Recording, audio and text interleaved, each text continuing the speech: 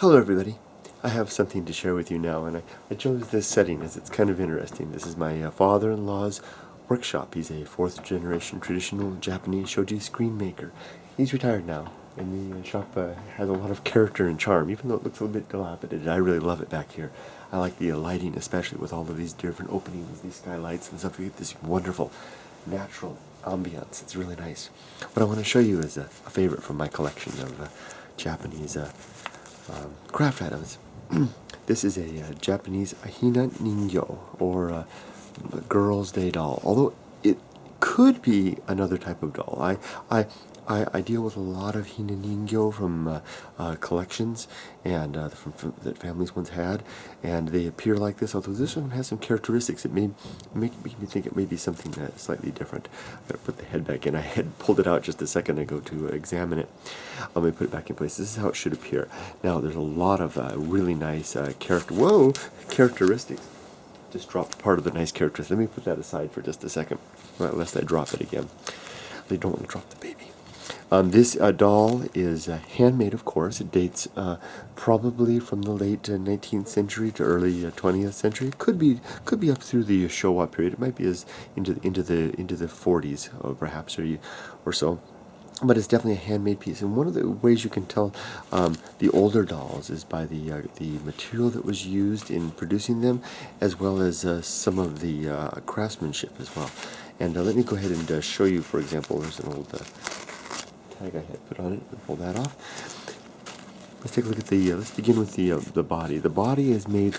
The kimono. The kimono is made of fabric as well as some paper elements as well, put together to form basically a courtly type of arrangement. Beautiful. Look at the details with the shining elements on there. Very, very nice with the paper part here and the nice wrap there. Very nice. Little gives the effect of layered effect there by the head and the neck area. Now the doll's face is this is actually a wooden head that has been hand finished. Beautiful detail on there. Look how they applied the fake eyebrows above. Look at the beautiful form of the nose and the slight bit of red in the lips there. Come around to the head. Now this is an old doll and it hasn't been well cared for, so it is a bit poor condition. You can see that the hair, sorry it's out of focus there, let's see if I can get it focused. The hair there we go. Quit focusing on me, camera, focus on the doll. It's got some bits and pieces there. This is actually a part of the tie that ties the hair back there. Imagine the amount of detail that went into tying everything up, all that up in that great detail. Likewise, the hands here are painted as well. These are wooden hand carved, painted wooden hands over here as well in that characteristic posture. The feet are simply a wooden. Look, they have like wood, like shoes on there. They extend down, more wood there. And this pin right here, it's a piece of shaved bamboo. Would have been used to insert the doll into a piece of wood, like thus, and it would have allowed the doll to stand up. That stand is now missing, so the doll's without it. So if you need to secure it some way, if you want to really display it nicely. Let me show you my favorite part of this doll.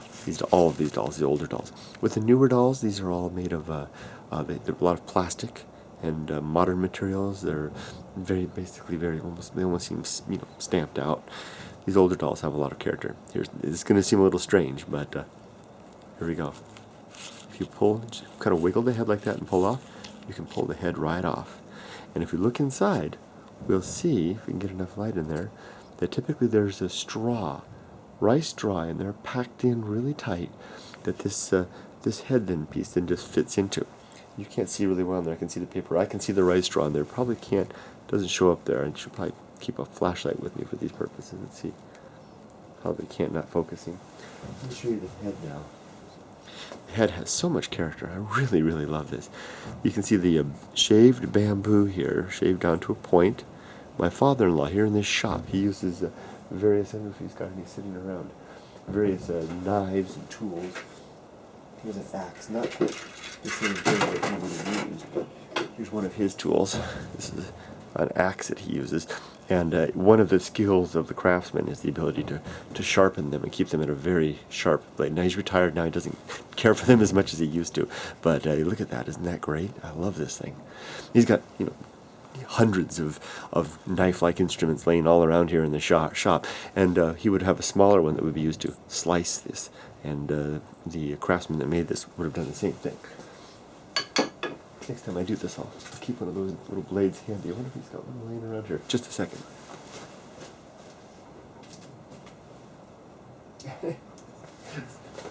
One more second. Sorry to make you wait.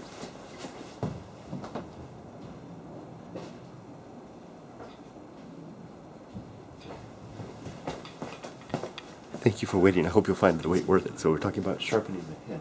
This is the type of instrument that would have been used. This is an old-style Japanese knife. If you whip it out like that, you can see. Whew, look at that. Now, wasn't that worth the wait? Wow. You could fillet some fish with this thing, couldn't you? Wow. Look at that. Isn't that incredible? See, shops like this, there's a lot of humility in the Japanese shops. There's, in the Japanese lifestyle, in the Japanese way of everything, a lot of humility, but great pride in the craft that they undertake. And though my father-in-law is nearly 80 and really doesn't use anything anymore in here, they're all kind of going away. I'd be afraid to touch this. There's great pride in it. Oh, razor sharp. He uses, I'll show you one of his sharpening stones. This is a more modern sharpening stone that he uses. He has many sharpening stones, and he would be able to run this across and sharpen it up. Now, let me go ahead and put this down here. So, this would have been used in the past. One of the craftsmen that created this doll would have been used an instrument such as this. If I can get the focus to come in to, if I do this right, I won't cut it, of course. Just trying to get the focus in there. There we go. Good close. Move it, focus on my head. There we go. Sharpen it across like that. Okay. Let's say goodbye to this little instrument here. Boy, someday I've got to share more about these knives and tools that he has. And look at that. The Japanese writing on there. I can't read that. Amazing. So it slides right in here in this sheath. Thing of beauty. Thing of beauty. I'll show you the doll again. And then I'll show you the real prize with this doll. Go ahead and slide this back in. A little snug down. The real prize. And the thing that makes me think that this might not be a Hina Ningyo, not a Girls' Day doll, but another type of doll, is this. It comes with a baby. Did you look at that? This is a mother and child. So beautifully wrapped in this decorative cloth. See if I get it to focus. Focus, please, camera. So I'm sorry, if I get my hand close to it, it might cause it to focus. There we go, there we go. There we go. Look at that. The detail. And this is the baby that I dropped earlier. And I think it fits right here in her arms like this. There we go. And I did it again. You've got to be more careful, Kurt. Let's see if I can fit it in there. Oh my goodness. There we go. Oh, there we go. Now it's nice and snug. The baby's not going anymore. I think this is not necessarily a Girls' Day doll. It may be. Why not? Why not? Why couldn't a Girls' Day doll have a baby? Who knows? I'm not entirely sure. There you go, friends. I'll go ahead and list it as such because it has that same character, but just with a little disclaimer that it may be something different. Thank you very much for stopping by to have a look. I hope you've enjoyed seeing this. A little glimpse of my father-in-law's shop, some of his fascinating tools of his trade, and shared this wonderful little doll with me. I hope you all have a wonderful day and make it a great one. Take care. Glad you stopped by. There'll be more listings coming soon. See ya.